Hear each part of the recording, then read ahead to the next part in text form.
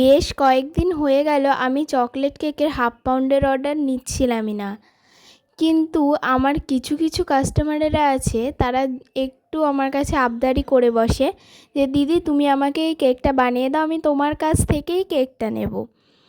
এই কেকটাও সেই রকমই একটা কাস্টমার আমার কাছে অর্ডারটা করেছিল, একজন কাছের কাস্টমার বলতে পারো।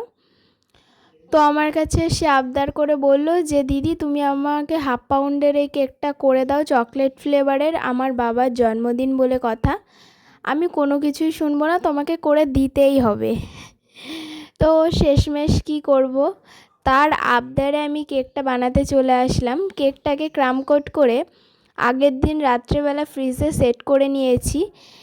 আমি গরম হোক শীত হোক, আমার হাতে যদি সময় থাকে আমি সবসময় কেকটাকে ক্রাম কোট করে আগের দিন ফ্রিজে সেট করে নিই, তাহলে কেকের সেটটা অনেকটা ভালো হয়, ফিনিশিংটা অনেক বেশি সুন্দর হয়।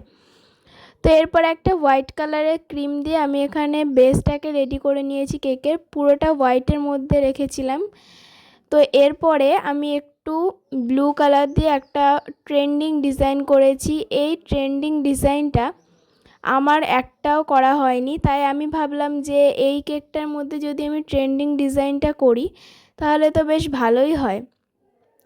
তো আমি তার জন্য এখানে হালকা ব্লু কালারটা নিয়েছি। ক্যামেরায় অনেকটা ডার্ক লাগছিল, কিন্তু আসলেও এতটা ডার্ক ছিল না কালারটা। তো আমি প্যালেট নাইফ দিয়ে একটু সাইডে ডিজাইন করে দিয়েছি কালারটা দিয়ে, তাহলে অনেকটা বেশি ভালো লাগছিল দেখতে। তোমরা যারা আমার কাছে কেক অর্ডার করতে চাও, আমার লোকেশনের আশেপাশে যারা আছো তারা আমার হোয়াটসঅ্যাপে এসএমএস করবে। কোনো রকম হাই হ্যালো এসএমএস করবে না, বলবে দিদি আমি তোমার কাছে কেক নিতে চাই, কিংবা বলবে আমি তোমার কাছে এই কেক অর্ডার করতে চাই, এই কেকটার প্রাইস কত হবে, ফ্লেভার, পাউন্ড সব কিছু বলে দেবে। তো সেই মতো আমি তোমাদেরকে প্রাইস লিস্টটাও পাঠিয়ে দেবো।